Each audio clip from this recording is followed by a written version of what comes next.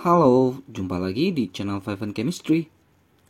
Video kali ini saya mau bahas soal-soal asesmen ketiga, bagian pilihan berganda, materinya sifat koligatif larutan, dan larutan koloid. Materi kimia kelas 12 ya, di sifat koligatif larutannya. Kalau koloid kan biasa dibahas di kelas 11 semester 2 ya. Tapi di buku ini, kurikulum merdeka, dia masuk ke kelas 12 semester 1. Gak masalah lah ya. Ada 10 soal pilihan berganda yang mau saya bahas. Langsung saya mulai. Nomor 1, massa padatan Ki yang harus dilarutkan dalam 500 gram air agar terbentuk larutan dengan konsentrasi 0,5 molal adalah berapa?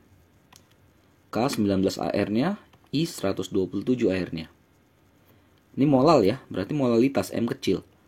Molalitas itu adalah massa zat terlarut, dalam hal ini massa si Ki, dibagi MR-nya, MR si Ki, kali 1000 dibagi gram pelarut, pelarutnya air.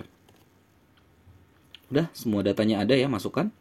0,5 sama dengan massa Ki yang ditanyakan, yang dicari.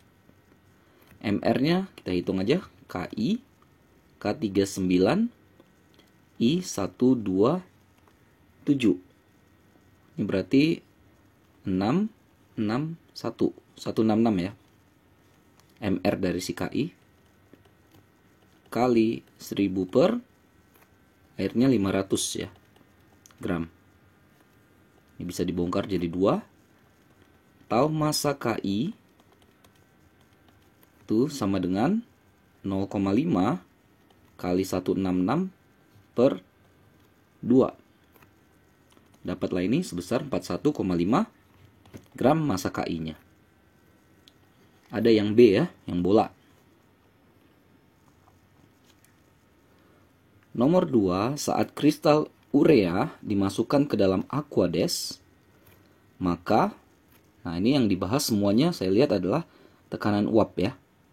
Jadi saya kasih gambaran nih di sebelah kanannya ya. Nah jadi misalnya ini air, pelarut ya, pelarut murninya. Lalu kita tambahkanlah urea, kan jadi larutan ya. Nah misalnya ureanya di sini nih, sini ya, ada di antara-antaranya misalnya gitulah ya. Lalu kalau mau menguap, kalau dia air, berarti kalau ini mau naik ya naik aja gitu kan, nggak ada penghalang. Tapi kalau di dalam larutan, si urea itu akan menghambat, sehingga air itu akan tekanan uapnya lebih banyak. Di sini banyak uap dibandingkan dengan yang di larutan. Di sini cuma dikit yang bisa nguap.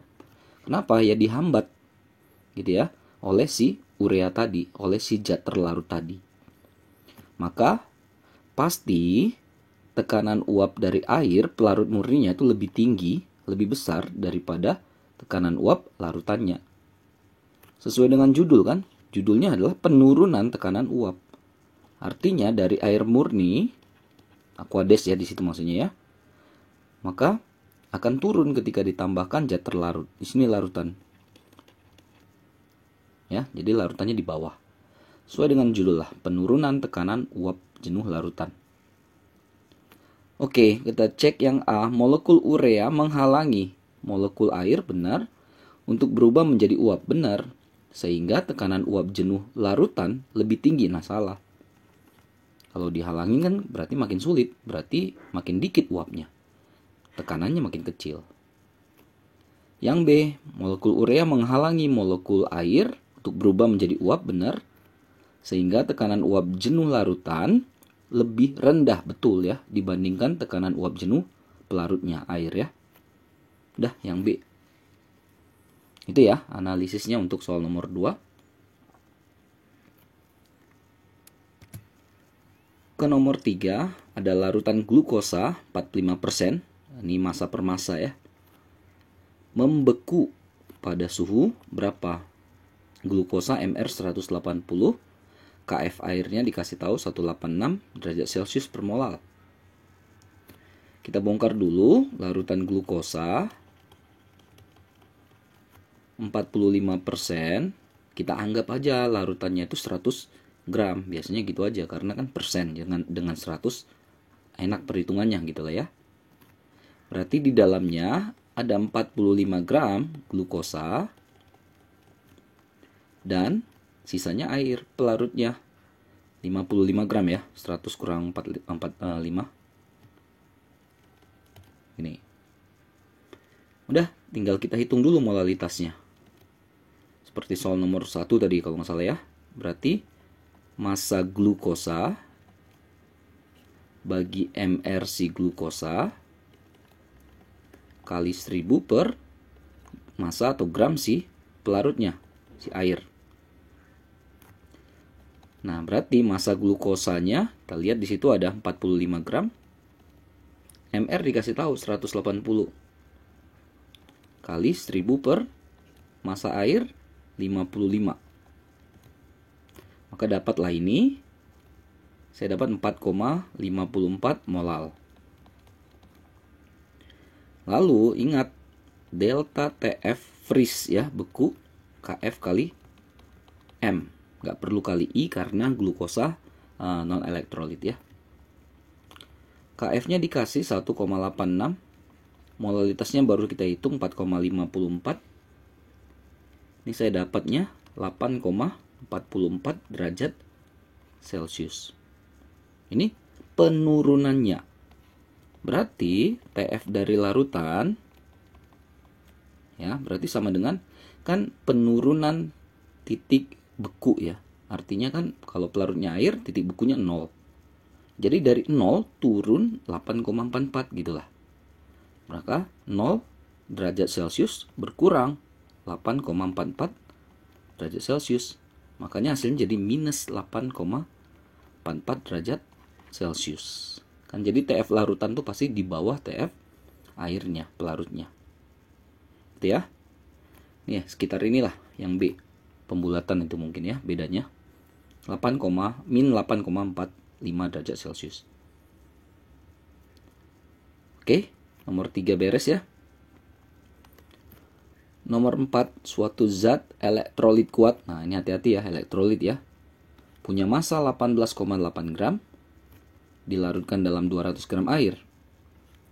Kb dari air adalah 0,52 derajat Celcius per molal. Larutan yang terbentuk mendidih pada suhu 101,5 derajat Celcius.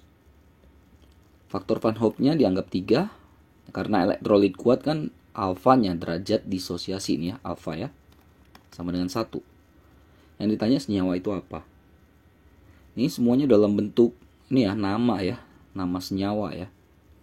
Nah, kalau kita mau cari ini sebenarnya senyawa apa, udah pasti nanti ujung-ujungnya kita cari MR. Karena penghubungnya cuma itu. Cari MR-nya ya. Asam nitrat HNO3. Asam sulfat H2SO4.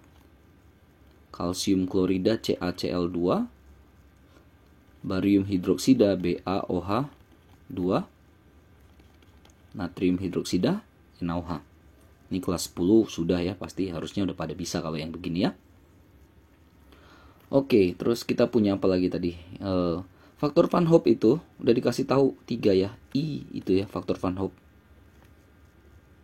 Oke. Nah, sudah kita bongkar saja. Delta TB-nya dulu. Delta TB. Kan dia mendidih 101,5. Sementara air itu 100. Berarti kan ada selisih kan? Nah, jadi 101,5 min 100. Ada 1,5 derajat Celcius selisihnya. Jadi yang airnya 100 derajat Celcius, larutannya naik 1,5 gitu. Makanya jadi 101,5 derajat Celcius. Selisihnya 1,5 ya. Oke, kita masukkan ke perhitungannya. Saya taruh di bawah ya. Delta TB sama dengan KB kali M kali I. Nah, I ini karena dia elektrolit kuat. Delta TB-nya ada 1,5. KB-nya pun ada, dikasih tahu 0,52. Molalitasnya belakangan aja karena di dalam molalitas inilah ada MR gitu. Nah, I-nya udah dapat ya. Dikasih ya 3. Udah, berarti kan M sama dengan 1,5 bagi 0,5 kali 3. Oke, ini dapat 0,96 molal. Inilah molalitasnya. Oke, kita bongkar lagi seperti soal sebelumnya itu yang di nomor 3. Molalitas adalah massa zat terlarut per mR-nya kali 1000 per gram pelarut. Molalitasnya 0,96. Massa zat terlarutnya dikasih tahu nih, 18,8 gram. Nah, mR yang kita cari ya, kali 1000 per pelarutnya 200 gram ya. Nih. Oke, berarti ini bisa 5 ya. Maka mR sama dengan 18,8 kali 5 per 0,96. Ini dapat mR-nya 98. Nah, jadi dari mR ini kita cek yang mana yang senyawa yang dimaksud gitu lah. Nah, 98 itu adalah mR dari H2SO4. Di opsi yang tepat adalah yang B. Bisa ya menghitung mR ya karena ada datanya ya. Ini 63 111 171 40. Yang B ya, yang bola. Ini 1, 2, 3, 4 jawabannya bola semua nih, B semua nih. Lanjut nomor 5. Penurunan tekanan uap larutan delta ya, delta P sama dengan 1/4 tekanan uap jenuh pelarutnya saat kapan? Jadi delta P sama dengan 1/4 dari P0. Pelarut ini ya, pelarutnya itu P0, ada di atas tuh kayak pangkat gitu ya, P0. Oke, kalau kita bicara tekanan uap, itu biasanya rumus tuh cuma 3 lah bisa dibilang ya. Delta P sama dengan P0 kali X ter. Delta P itu adalah P0 kurang P.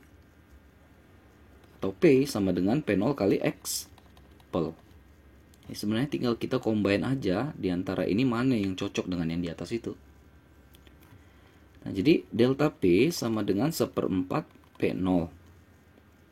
Saya pakai yang paling atas ini ya. Delta P itu kan sama dengan P0 kali X ter.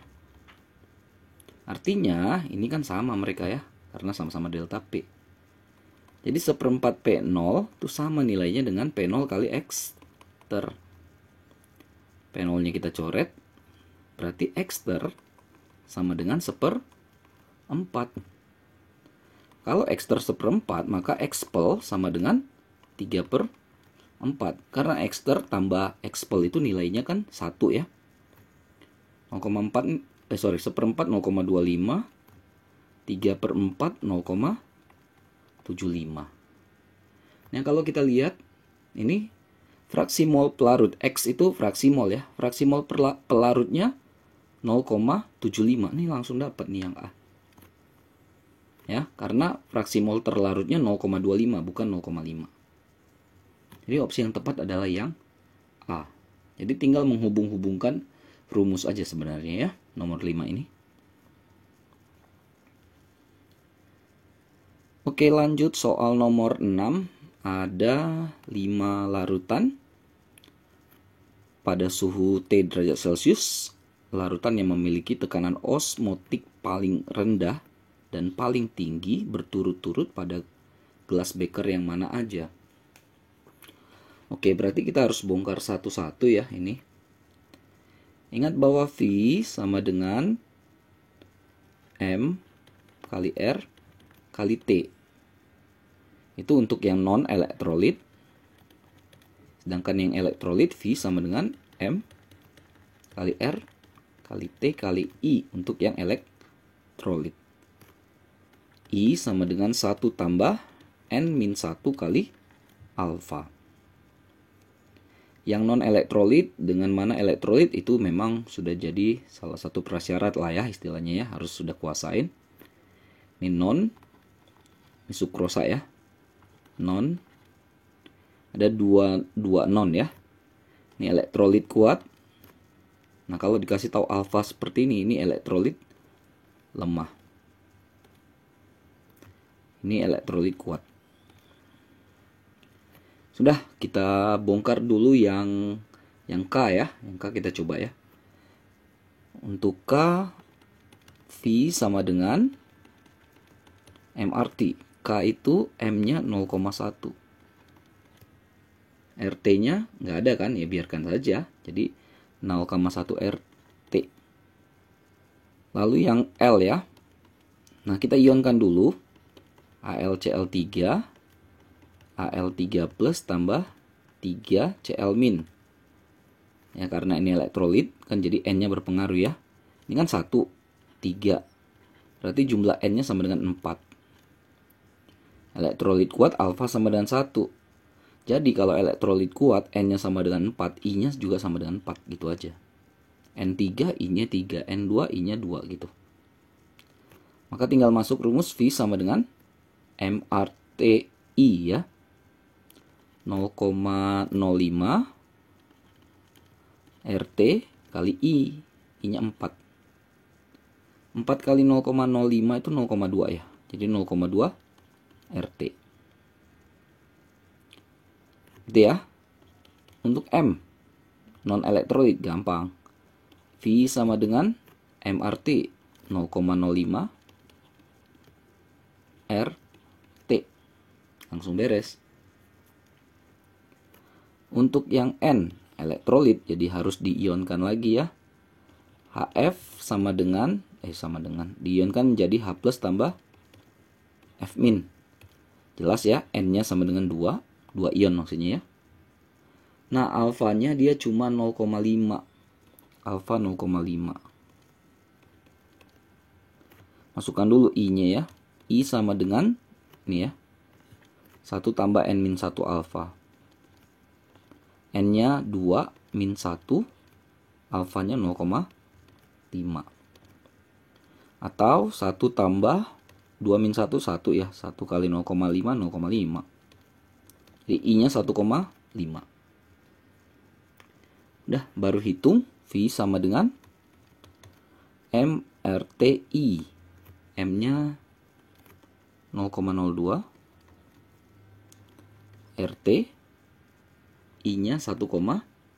0,02 kali 1,5 berarti 0,03 ya.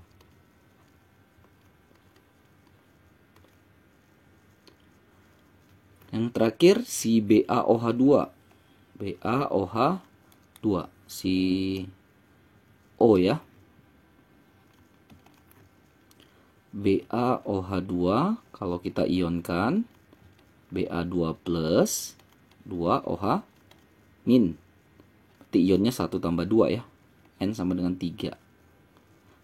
Elektrolit kuat berarti I-nya juga sama dengan 3. V sama dengan MRT. M-nya 0,02. RT. Kali I ya. Sorry. I-nya 3. Kali 3. 0,06 RT. Udah, tinggal ikuti apa yang diminta. Yang dimintakan yang paling rendah. Tandain dulu 0,1, 0,2, 0,05, 0,03, 0,06. Berarti yang paling rendah itu kan 0,03 ya. Punya si N.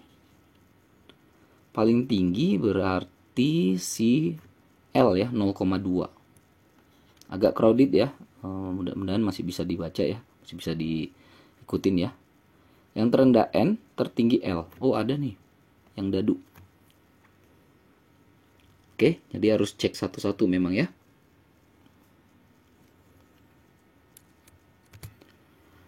Nomor 7, nah ini udah mulai koloid ya. Jadi 1 sampai 6 itu sepertinya sifat koligatif. 7 sampai 10 itu koloidnya. Nomor 7, perhatikan contoh koloid dalam kehidupan sehari-hari berikut.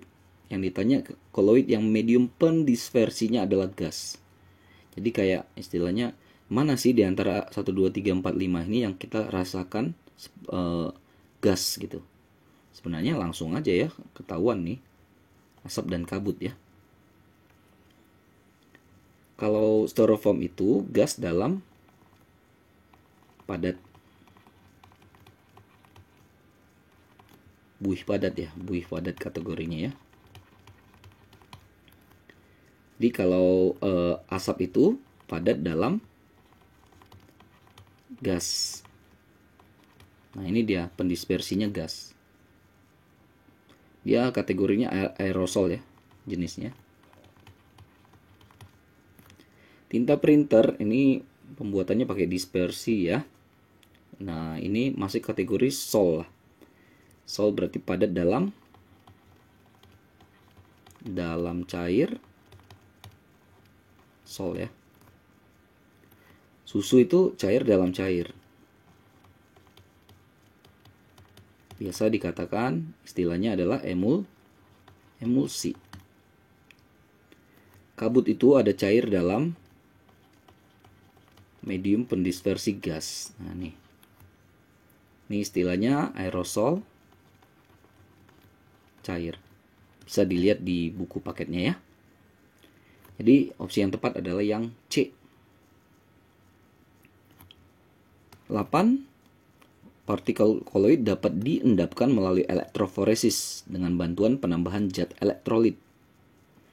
Jika dialirkan arus listrik dalam waktu yang cukup, partikel koloid akan mengendap di salah satu elektrode. Pernyataan yang tepat mengenai fakta ini adalah, kenapa bisa mengendap? Ya karena ketemu ion plus dengan ion minnya, jadi saling meniadakan, makanya nggak ada muatan, ya jadi endapan gitu, jatuh dia mengendap gitu. Jadi ini membuktikan bahwasanya partikel koloid itu adalah partikel yang bermuatan. Sebenarnya kuncinya itu, gitu ya. Jadi ya sekali lagi kenapa dia mengendap ya karena di elektrolit itu kan ada plus ada minus. Terus di salah satu elektroda itu pasti satu plus satu minus.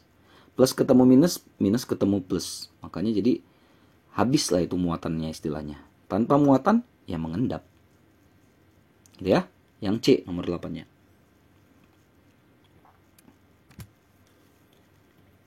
9. Beberapa contoh penerapan sifat koloid dalam kehidupan sehari-hari.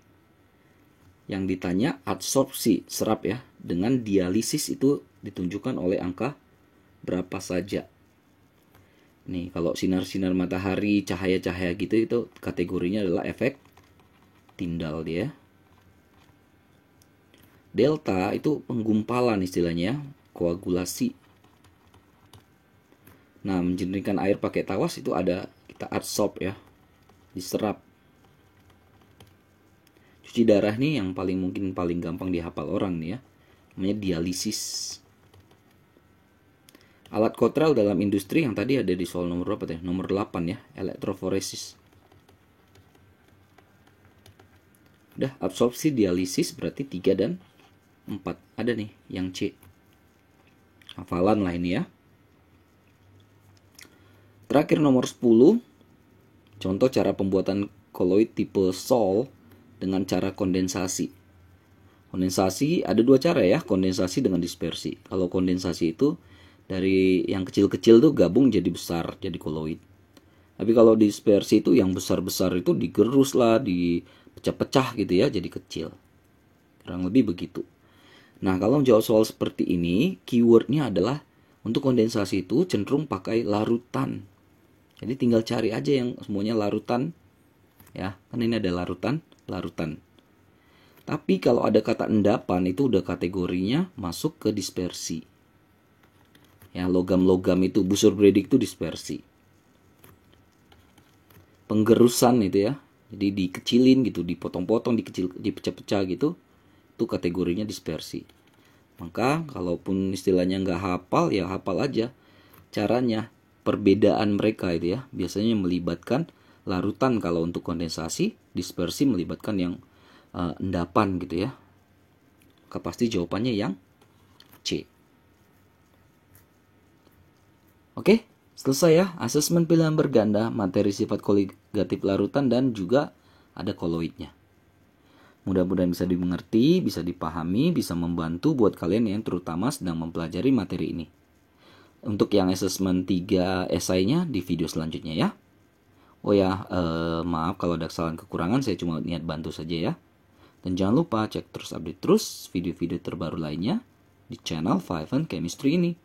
Sampai jumpa dan bye-bye.